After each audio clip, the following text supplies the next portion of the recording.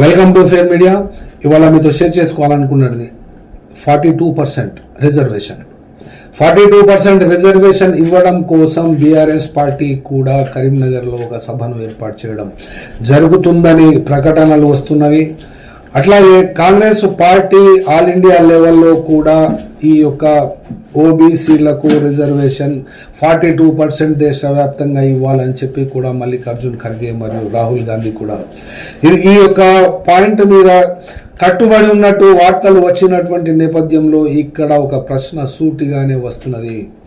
42% reservation వస్తున్నప్పటికీ ఒకవేళ ఇవాళ కాకపోయినా రేపైనా రాష్ట్రపతి దగ్గర నుండి ఆ యొక్క బిల్ క్లియరెన్స్ అనగా ఆ ఆర్డినెన్స్ కనుక క్లియరెన్స్ ఇచ్చినట్లయితే మోడీ ప్రభుత్వము ప్రోద్బలంతో కానీ ఇక్కడ తెలంగాణ రాష్ట్రంలో ఉన్నటువంటి బీజేపీ మంత్రులతో కానీ బీజేపీ యొక్క శాఖ ఆ ప్రోద్బలంతో కానీ రాష్ట్రపతి లేదా గవర్నర్ దగ్గర ఉన్నటువంటి ఈ యొక్క బీసీ బిల్లుకు మోక్షమే కనుక లభిస్తే ఎవరికి పెరుగుతుందనేది అనేటువంటి ఎవరికి పెంచుతారు అనబడేటువంటి సూటి ప్రశ్న కూడా ఇక్కడ ఉద్భవిస్తున్నది.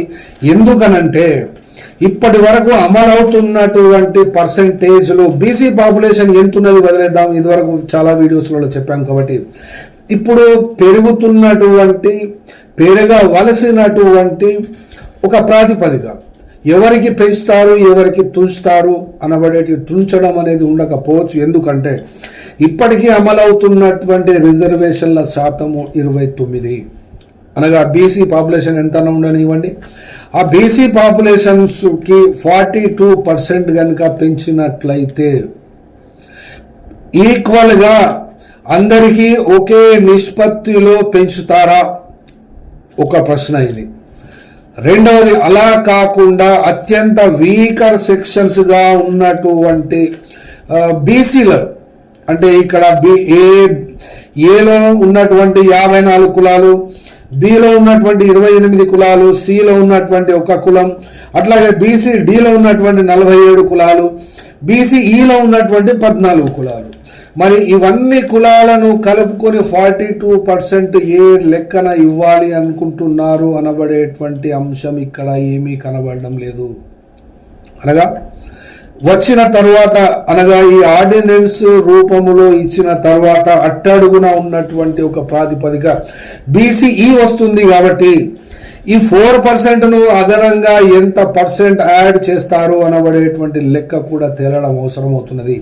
ఎందుకనంటే ఇక్కడ బండి సంజయ్ కానీ ఎన్ రామచంద్రరావు బీజేపీ రాష్ట్ర అధ్యక్షుడు తెలంగాణ రాష్ట్రానికి ఉండనైతే ఉన్నారు. కానీ ముస్లింలకు 10% రిజర్వేషన్ కాంగ్రెస్ ప్రభుత్వం ఇస్తుంది అని తెల్లారి లేచి తెలంగాణ వ్యాప్తంగా మీటింగ్లు పెట్టి బహిరంగ సభలు పెట్టి ముస్లింలందరినీ ఇక్కడ వాళ్ళు ఇచ్చినట్టు ఎక్కడ చూపెడతారు? ఏ ముఖ్యమంత్రి ఇస్తున్నాడు?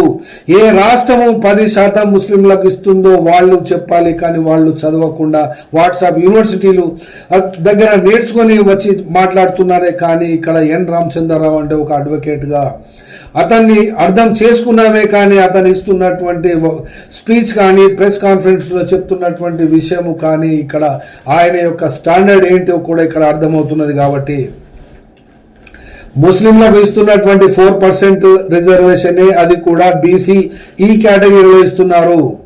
అట్లాగే ఎఫ్సీస్లో అగ్రవర్ణాలకు ఇస్తున్నటువంటి 10% ఎకనామికల్లీ వీకర్ సెక్షన్స్ అనబడేటువంటి కేటగిరీలో తెలంగాణ రాష్ట్రంలో బ్రాహ్మణులు, తర్వాత వైశ్యులు, తర్వాత కమ్మ క్యాస్ట్ వాళ్ళు కానీ సామాజికంగా, మరి వెలమ క్యాస్ట్ కానీ, రెడ్డిస్ కానీ వీళ్ళందరూ కూడా వాళ్ళతో పాటుగా ముస్లింలకు వస్తుంది. 1-2% రావచ్చు టోటల్లో కూడా, కానీ గ్యారంటీగా చెప్పలేము. అది కూడా ఓపెన్ కాంపిటీషన్లో వాళ్లకు వస్తే తప్ప అది ఓపెన్ అవడం లేదు. గ్యారంటీగా అక్కడ ముస్లింలకు రిజర్వేషన్ అనబడేటువంటిది ఎక్కడ కూడా లేనటువంటి ఈ సందర్భంలో వాళ్ళు చెప్తున్నటువంటి ప్రకటనకైతే అది తప్పు.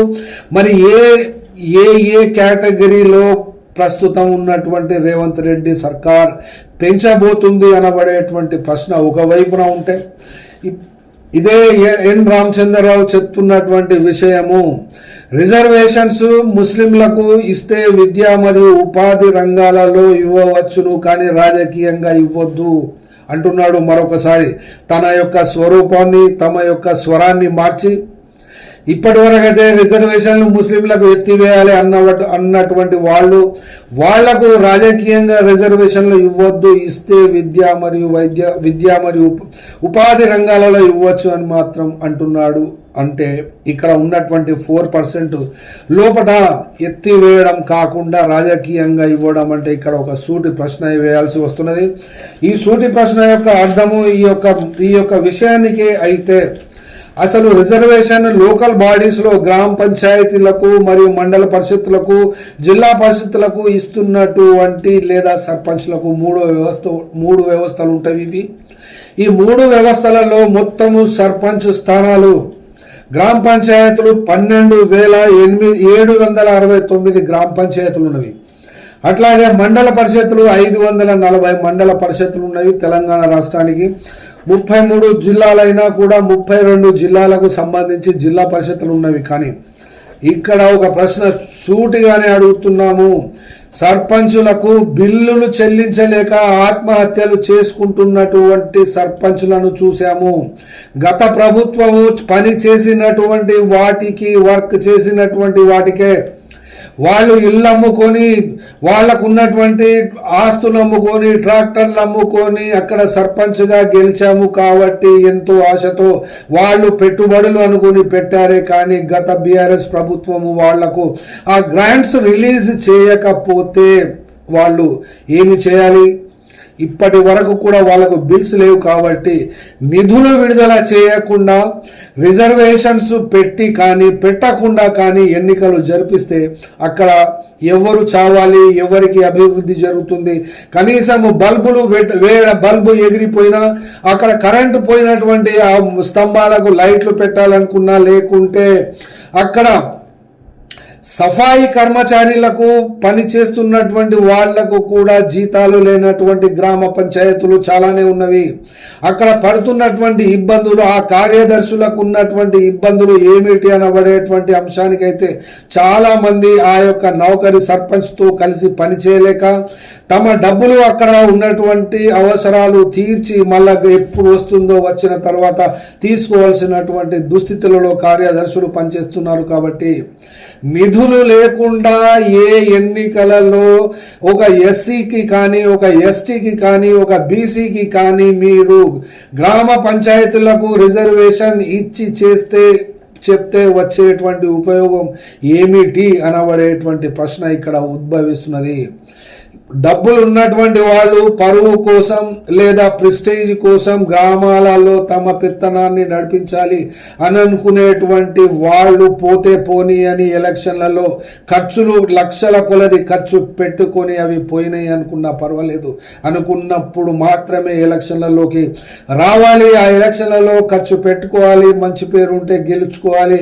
తర్వాత ఆ డబ్బులు లేకున్నా కూడా ఆ గ్రామ పంచాయతీలకు అనుకున్న మేరకు ప్రజలకు సేవ చేయాలి అనుకున్న వాళ్ళు మాత్రమే ఈ యొక్క గ్రామ పంచాయతీలో కానీ, మండల పరిషత్తులో కానీ, జెడ్పీటీసీలుగా కానీ, జిల్లా పరిషత్ చైర్మన్లుగా కానీ రావాల్సిందే తప్ప ఇప్పుడున్నటువంటి ఆర్థిక దుస్థితికి, తెలంగాణలో ఉన్నటువంటి బడ్జెట్కి, చెల్లిస్తున్నటువంటి అప్పుకి, ప్రతి నెల జీతాల రూపంలో పోతున్నటువంటి ఖర్చులకి ఇవన్నీ లెక్కలు తీస్తే రేవంత్ రెడ్డి ఇది నా వల్ల కాదు, ఇన్ని అప్పులు చేయడం, ఎవడు అప్పులు ఇస్తలేడు అని కూడా గంటాపదంగా పత్రిక ముఖంగా చెప్పినా కూడా అలా చెప్పవద్దు, ఇట్లా చెప్పవద్దు, లోపటనే నిర్వహించాలి, మేము ఎట్లా నిర్వహించాము అని చెప్పడం కూడా సరైనది కాదు. ఇక్కడ ఓపెన్గా, ట్రాన్స్పరెంట్గా ప్రభుత్వంలో ఏమి జరుగుతున్నది, ప్రభుత్వం ఏమి చేస్తున్నదో ప్రజలకు తెలియకుండా ఫామ్ హౌస్ పరిపాలన కానీ, లేకుంటే ఎవరు ప్రశ్నించినా కూడా జవాబు ఇవ్వకుండా మాట్లాడడం అనేటువంటిది గత ప్రభుత్వానికే చెల్లింది. కాబట్టి దానికి కూడా మూల్యము చెల్లించుకుంటూనే ఉన్నది ఆ గత ప్రభుత్వాన్ని నిర్వహించినటువంటి మంత్రులు కానీ, ముఖ్యమంత్రులు కానీ. ఇప్పుడు జరగబోయేటువంటి వచ్చేటువంటి ఎలక్షన్లు గ్రాంట్స్ కేంద్ర ప్రభుత్వము గ్రాంట్స్ ఇవ్వదు, ఎలక్షన్ చేస్తేనే తప్ప, కొత్త బాడీస్ను ఎన్నుకుంటేనే తప్ప గ్రాంట్స్ రిలీజ్ చేయము అని చెప్తున్నటువంటి ఈ సందర్భంలో రిజర్వేషన్లు పెంచినా ఎంత, పెంచకున్నా ఎంత, ఆ యొక్క రాష్ట్ర ప్రభుత్వం తరఫున ఇవ్వవలసినటువంటి గ్రాంట్స్ను ఖచ్చితమైనటువంటి టైంకు విడుదల చేసి అన్నీ కూడా ఇప్పటి వరకు ఖర్చు పెట్టినటువంటి సర్పంచుల బిల్లులన్నీ కూడా ఈ ఎలక్షన్ల ముందు క్లియరెన్స్ చేసి ఎన్నికలకు పోతేనే ఒక ప్రయోగం ఉంటుంది, ఒక ప్రయోజనం ఉంటుంది. కాబట్టి ఈ యొక్క నమ్మకము, ఈ యొక్క పద్ధతిలోనే రాజకీయాలు చేయడము అందరికీ వస్తుంది. అధికారంలో ఉన్నటువంటి వాళ్ళకైతే మరీ సులువు, కానీ ప్రతిపక్షంలో ఉన్నటువంటి వాళ్ళు ఇప్పటికీ కూడా ఎన్నటికైనా కూడా మేమే మళ్ళీ అధికార పక్షం అనబడేటువంటి అహంకారంతో, ఆ దురహంకారంతో ఇప్పటికీ ప్రవర్తిస్తున్నారు. కాబట్టి ఆ ప్రవర్తనలు సరైనవి కావు. కాబట్టి తెలంగాణ ప్రజలు ఇక్కడ ఈ రాజకీయ పార్టీలన్నిటికంటే కూడా తెలివైనటువంటి వాళ్ళు, తెలివిగల వాళ్ళు. కాబట్టే ఎక్కడో అట్టడుగు స్థాయిలో ఎవరికి వాడే బతుకుతున్నటువంటి కాంగ్రెస్ పార్టీకి జీవం పోసి, ఆ జీవం పోసి తమ కలలను పోయినటువంటి గత ప్రభుత్వానికి ఒక గుణపాఠం చెప్పాలి. అవినీతికర ప్రభుత్వము మరియు అహంకారపూరితమైనటువంటి ప్రభుత్వాన్ని ఇక భరించలేము అన్నబడేటువంటి స్థితి నుండి కాంగ్రెస్ను ఆల్టర్నేటివ్గా చేసి వాళ్లను అందులో వాళ్లకు జీవము పోసి తీసుకుని వచ్చినందుకు నిలబెట్టుకుంటారా, మళ్ళీ ఎవరికి అధికారం అప్పచెప్పుకుంటారో అది రేవంత్ రెడ్డి ప్రభుత్వము మాత్రమే అది తేల్చగలుగుతుంది.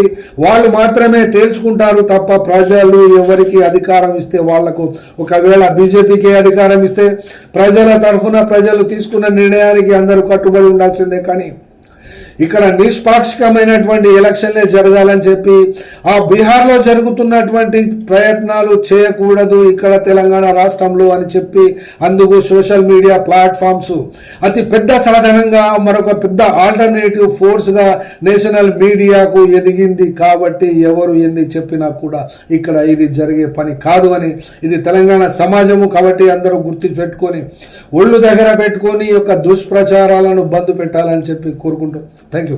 ఫెయిర్ మీడియాకు స్వాగతం. మా ఛానల్ను సబ్స్క్రైబ్ చేసుకోండి మరియు మా వీడియోలను చూడండి. ప్రతి అప్డేట్ల కోసం బెల్ ఐకాన్ను ఆన్ చేయండి. మేము నిజమైన మరియు ఫెయిర్ వార్తలు మరియు రాజకీయ అప్డేట్లను అందిస్తాము.